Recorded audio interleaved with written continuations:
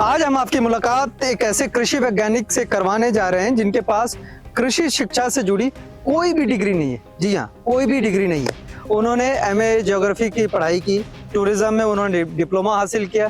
Tourism के क्षेत्र में उनको सरकारी नौकरी भी मिली, लेकिन वो नौकरी छोड़कर कृषि की तरफ आ गए, कृषि के क्षेत्र में आ गए, खेती किसानी करने लगे।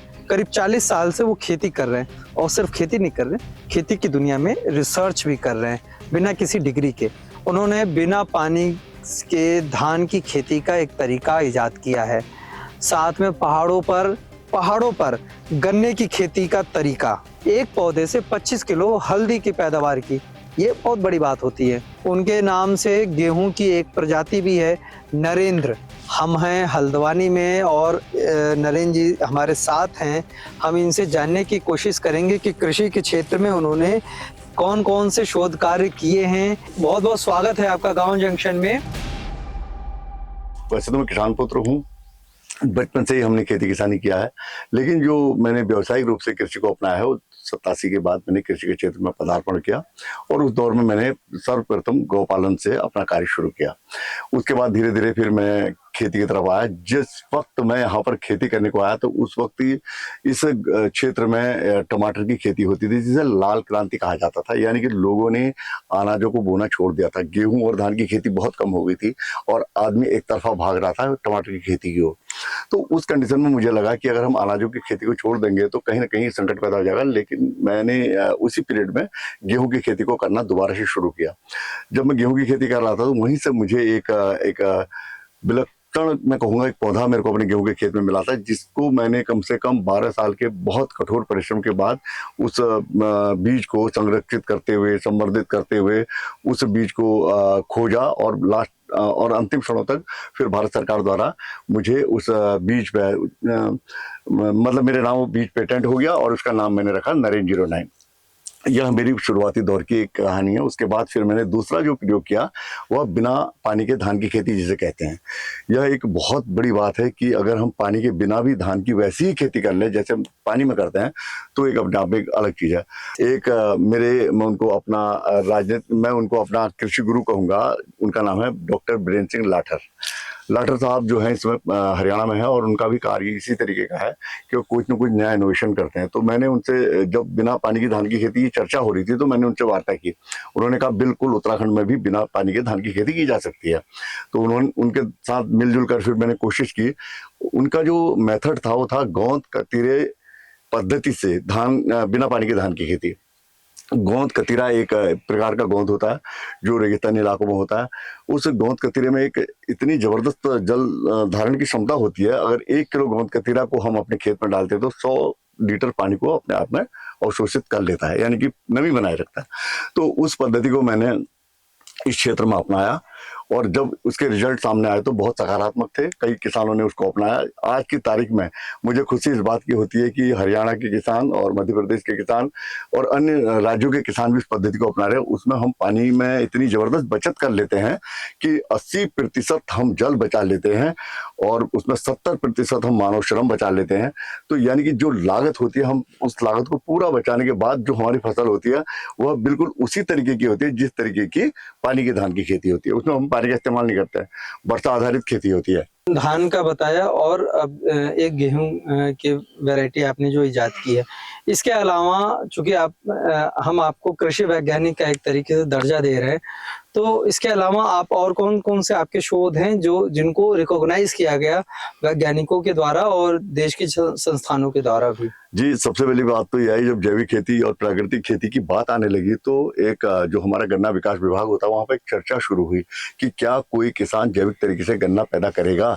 लेकिन इसमें कई किसान बिल्कुल तैयार नहीं हुए। उनका कहना था गन्ने की फसल 1 वर्ष की फसल होती है, और 1 वर्ष तक गन्ने की फसल को जैविक तरीके से करना एक बहुत बड़ी चुनौती है। इस कार्य को कोई भी नहीं कर सकता है।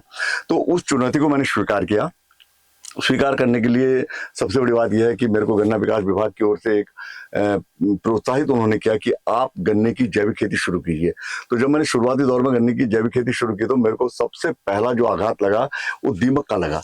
यानी कि जैसे ही मैंने, क्योंकि मैं जहर तो डाल नहीं सकता था, दीमक को बचा नहीं सकता था, तो जब मैंने शुरू की तो मेरे जो गन्ने के बीज थे उनको सारा दीमक चट करने लग गया। तो फिर उसके लिए मैं बहुत परेशान रहा कि कैसे दीमक को रोकूं। दीमक हमारा मित्र है, शत्रु नहीं है। तो अब उसे हमने मारना नहीं था, तो उसको बताने के लिए इसी तरीके किसी किसान ने, अनुभवी किसान ने मुझे बताया कि अगर आप 100 ग्राम हींग के पानी को अपने खेत में बहा लेते हैं पानी की सिंचाई के साथ, तो आपके खेत का दीमक भाग जाएगा, यानी कि नुकसान नहीं करेगा। मैंने उस पद्धति को अपनाया, उसमें गौमूत्र मिलाया, नीम के पत्तियों का अर्क मिलाया और हींग मिलाकर 200 लीटर पानी को जब मैंने अपने खेत में सिंचाई के साथ बहाया तो मेरे खेत से दीमक किनारे हो गया। मेरे को बहुत खुशी हुई कि जो मेरे द्वारा पैदा किया हुआ गन्ने का बीज था वह पूरा का पूरा बीज पिथौरागढ़ जनपद में गया, जिसको मैं स्वयं वहां के किसानों को वितरित करने के लिए गया। और पिथौरागढ़ जनपद में जितने भी हमारे ब्लॉक हैं, हर ब्लॉक तक हमने इस गन्ने को पहुंचाया। आज खुशी इस बात की है कि पिथौरागढ़ के अनेक किसान आज की तारीख में गन्ने का उत्पादन कर रहे हैं, नर्सरी का कार्य कर रहे हैं। उसके साथ साथ कई किसान गुड़ भी बना रहे हैं और उस गुड़ को वो मार्केट में ऑर्गेनिक गुड़ के नाम पर बेच रहे हैं। आपके पास कितने क्षेत्रफल में ओवरऑल कितने क्षेत्रफल में खेती है आपकी यहाँ पर? हाँ, ओवरऑल आपके पास? मेरे पास तो 50 बीघा जमीन है। कुल 50 बीघा जमीन में 25 बीघे में मेरा बगीचा है और 25 बीघे में आप इसे मेरी प्रयोगशाला समझ सकते हैं। आपको खेत दिख रहा है, इसमें मेरा सोयाबीन भी आएगा, इसमें मक्का भी होगा, इसमें धान भी होगा, गेहूं होगा, साग सब्जियां होंगी। और इन सब चीजों को मैं खेती के साथ साथ प्रयोगात्मक तरीके से करने का प्रयास करता हूँ। जैसे कि मैं यहाँ पर ऐसे प्रयोग करता हूँ, जैसे काला चना आपने नाम सुना होगा। इस काले चने की भी मैं खेती कर रहा हूँ और इस काले चने की खेती को देखिए, बिल्कुल ब्लैक का जो ये चना है, इसकी आज मार्केट में बहुत जबरदस्त डिमांड है। और डिमांड के साथ साथ इतने सूखे हुए चने को आप बिल्कुल सॉफ्टली इसको अपने दांत से तोड़ के खा सकते हैं और ये इतना पौष्टिक है। यदि 10 दाने भी प्रतिदिन कोई व्यक्ति इसका नियमित रूप से सेवन करता है तो इसका कहीं ना कहीं उसको लाभ देखने को मिलता है। और इसके अलावा फिर मैंने जो और काम किए हैं, देखिए, जबकि चना जो है ये रबी की फसल में आ जाता है, इसको गेहूं के साथ इसकी बुआई होती है और गेहूं के साथ ही इस चने की कटाई होती है। तो पिछले बार जो मैंने ये सोयाबीन की जो नए बीज मैंने तैयार कर रखे हैं, इन सोयाबीन के साथ साथ मैंने इस चने को भी तैयार किया है। और ये जो चना है ये मैंने अक्टूबर के महीने में इस चने को अक्टूबर में चना बोया जाता है, लेकिन मैंने इस चने को जून के महीने में बोया था। जून के महीने में बोया गया इस चना और बिल्कुल सोयाबीन के साथ साथ ही मैंने पैदा किया। धान के जो आपने अभी तक शायद देखे हो या ना देखे हो, बहुत बेहतरीन वेराइटियां जो मैंने कलेक्ट किए हैं। देखिए, इतना छोटा धान है, इसको बहुत पहले उत्तराखंड के अंदर इस धान को बिंदुली धान कहा जाता था और अलग अलग स्टेट में से अलग अलग नाम से देते। बहुत सुगंधित इसके चावल होते हैं और साथ साथ इसकी जो खीर होती है बहुत बेहतरीन होती है और इसकी डिमांड जो है मार्केट में बहुत जबरदस्त है। 200-250 रुपए किलो इसका चावल बिकता है। तो ये अब आप ये आमतौर पे कहाँ पे इसकी खेती होती है? इसकी खेती पूरे देश भर में की जा सकती है, लेकिन किसान इसलिए नहीं करता है क्योंकि इसकी पैदावार बहुत कम होती है। जहां पर हम 25, 26, 30 क्विंटल धान पैदा करते हैं, वहां पर ये 8-10 क्विंटल ही पैदा होगा। तो किसान इसलिए इसकी खेती न करके जो आजकल वो हाइब्रिड खेती करना शुरू कर दिया। और ये हमारे परंपरागत वो बीज हैं जो हमारे पुरखों ने बचा के रखे थे, उन बीजों को मैं बचा के अन्य लोगों को प्रेरित करने के लिए इसको मैंने रखा है और आने वाले समय में प्रयोग के रूप में बोए जाएंगे। ये जरा बताइए कि आप अपने जो खेती जो फसलें करते हैं, उन फसलों में आप किस तरीके के खाद का प्रयोग करते हैं और उसको कैसे तैयार करते हैं?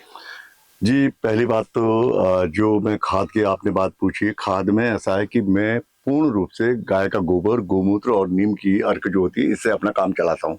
इसके साथ साथ जीवामृत और घन जीवामृत के साथ साथ मैं अनेक प्रकार के ये जो अपने घोल तैयार करता हूँ, इन घोलों का इस्तेमाल अपने फसलों में करता हूँ। हालांकि ये मैंने अभी ड्रम आपको दिखाऊंगा, जीवामृत मैंने बना के रखा हुआ है। इस जीवामृत को मैं दिखाऊंगा। इसका घोल जो होता है ये हमारी कृषि के लिए अमृत तुल्य होता है। इसमें बना के मैंने रख दिया और हालांकि हम गर्मियों में इसका प्रयोग बिल्कुल नहीं करेंगे। जब भी मौसम बिल्कुल ठंडा होगा या सुबह शाम इसका प्रयोग करेंगे जरूरत पड़ने पर। यह मेरा जीवामृत का घोल बनके तैयार है। इसमें क्या क्या मिलाते हैं? इसमें सर, इसमें देखिए, सबसे पहले गुड़ पड़ता है 2 किलो, गाय का गोबर पड़ेगा 10 किलो और 10 किलो गाय का गोमूत्र पड़ेगा। उसके अलावा हम बेसन भी डाल सकते हैं या फिर अपने दालों के अंकुरित दालें भी डाल सकते हैं।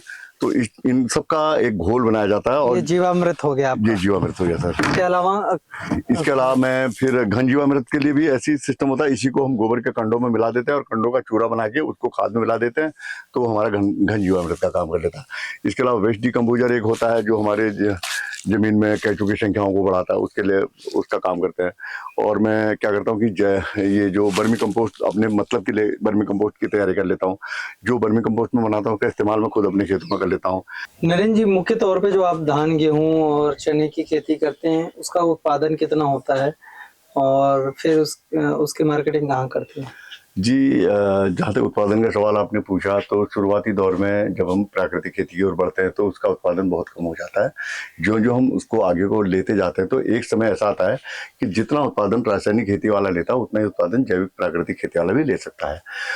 लेकिन जहाँ तक मार्केट की आपने बात की, मार्केट का ऐसा है मेरे साथ तो ये है कि मेरी बहुत जो भी मैं फसल पैदा करता हूँ उसमें से ज़्यादा हिस्सा जो है बीज में चला जाता है, या फिर मेरे जानने वाले मेरे घर से ही उस चीज़ को खरीद लेते हैं। तो मेरे को ज़्यादा मतलब मंडी का मुंह देखना या ज़्यादा मार्केट ढूंढने की मेरे को जरूरत इसलिए नहीं पड़ती है क्योंकि मेरा मार्केट जो है मेरे घर पे ही स्थापित हो जाता है। अच्छा, एक चीज़ आपने जो अभी बताया कि आप बीज भी तैयार करते हैं और साथ में मार्केट को आप जरूरत नहीं पड़ती है, आप मार्केट तो आपके घर तक ही वो हो जाता है। हम मार्केट के प्राइस में और आपके जो बिक्री का वो है कीमत है, वो अगर हम उसको डिफरेंशिएट करें तो क्या अंतर होता है? देखिए सर, जिन लोगों को पता है, मुझे कहने की जरूरत नहीं पड़ती, जिन लोगों को पता है कि इनका जो भी उत्पादित अनाज है या विशुद्ध रूप से प्राकृतिक है या जहर मुक्त है, तो वो लोग मेरे गेहूं को 5,000 रुपये कुंटल मेरे घर से ही खरीद लेते हैं, चाहे उसे वो बीज के रूप में बोए, चाहे उसे आटे के रूप में उसका इस्तेमाल। 5,000 रुपए क्विंटल, मेरे घर मतलब 2,200-2,300 रुपए के करीब MSP है इसकी। हाँ, मतलब अभी जो सामान्य तौर पे गेहूं की बिक्री हो रही है, जो किसान बेच रहे हैं, वो 2,200-2,300 रुपए प्रति क्विंटल बेच रहे हैं और 5,000 रुपए प्रति क्विंटल बेच रहे हैं। मेरे पास डिमांड आ जाती है और बहुत अधिक मेरे पास होता नहीं है, मैं ये भी आपको स्पष्ट बताऊंगा, क्योंकि मेरे पास ज्यादातर जमीनों में प्रयोग करता हूँ। मेरे अपने यूज के बाद जो बचता है मैं उसको बता रहा हूँ, उसको मैं इस तरीके से मेरे पास डिमांड आ जाती है, मैं लोगों को दे देता हूँ, मेरे को मंडी तक जाने की कोई जरूरत पड़ती नहीं है। जो जैविक उत्पाद होते हैं उनके भंडारण में बहुत दिक्कतें आती हैं, तो ये कैसे आप मैनेज करते हैं? देखिए सर, बिल्कुल आपने बहुत सही कही बात। जहाँ तक जैविक का भंडारण में आप स्वयं यहाँ पर देखेंगे, क्योंकि अगर मैं इसमें जहर मिलाया हुआ होता तो इसमें आपको ये पुतला जो उड़ता हुआ दिख रहा है कभी नहीं दिखता, क्योंकि हम इसको बचाने के लिए बार बार क्या करेंगे, इसे धूप में सुखाएंगे और बहुत जल्द ही इसमें मैं नीम की पत्तियों का एक चूर्ण इसमें रख दूंगा और साथ साथ जो 100 ग्राम चूने की पोटली बनाकर इसमें रख दूंगा, तो ये जो पुतला है ये अपने आप यहाँ से छोड़ देगा। तो जो रासायनिक तरीके से जो अपने खाद्यान्न को बचाने के लिए प्रयोग करते हैं, रसायनों का और जहर का प्रयोग करते हैं, वह कहीं ना कहीं हमारे लिए बहुत हानिकारक होता है और उसके बड़े साइड इफेक्ट होते हैं। और मैं तो कहूँगा कि स्लो पॉइजन उसे हम कहेंगे, स्लो पॉइजन का काम वो करता है। लेकिन जैविक तरीके से अगर हम अपने अनाज को बताएं तो इसके बहुत कारण होते हैं। इसमें लोग बार राख पे मिला देते हैं, कंडे की राख मिला लेते हैं, कई बार चूने की पोटलियां बना के रख सकते हैं, कई लोग इसमें नमक की पोटलियां बना के रख लेते हैं और नीम की पत्तियों को भी आप उसका चूरा बना के रख सकते हैं। तो ये हमारा एक बहुत सही तरीका होता है। इसमें न तो जहर का काम होता है, अगर चूना कहीं ना कहीं अगर थोड़ा सा हमारे अंदर चला भी जाएगा, वो कहीं से कहीं तक हानिकारक नहीं है, नीम हानिकारक नहीं है। तो इस तरीके से हम अपने अनाजों को चूने से, नमक से और नीम की पत्तियों से बचा सकते हैं। आखिर में सवाल ये होगा कि अगर कोई प्राकृतिक खेती और आप जो शोध कार्य कर रहे हैं उसके बारे में कोई आपसे जानना चाहता है, कोई समझना चाहता है, तो वो कैसे आपसे संपर्क कर सकता है, वो हमारे दर्शकों को आप बता दीजिए। जी, अगर वो मेरे को गूगल में सर्च करना चाहे तो नरेंद्र ऑर्गेनिक नाम से मैं गूगल में मिल जाता हूँ और वहीं पर मेरा पूरा एड्रेस भी लिखा हुआ है और फ़ोन नंबर भी दिया गया है। उसके अतिरिक्त भी मैं अपना व्हाट्सएप नंबर भी आपको अभी बता देता हूँ और व्हाट्सएप नंबर के साथ साथ कॉलिंग नंबर भी बता देता हूँ। मेरा कॉलिंग नंबर है 639-687-0269 और मेरा व्हाट्सएप नंबर है 9897130131। नरेंद्र जी ये साबित करते हैं कि किसान मतलब किसी भी काम को करने के लिए डिग्री होने की जरूरत नहीं है। आप अगर खुद से चाहें, आपकी लगन हो, आपकी मेहनत अगर ठीक से हो, तो आप कोई भी मुकाम हासिल कर सकते हैं। ऐसे ग्राउंड रिपोर्ट्स देखने के लिए गांव जंक्शन को सब्सक्राइब करना मत भूलें। गांव जंक्शन के लिए हिमांशु मिश्र।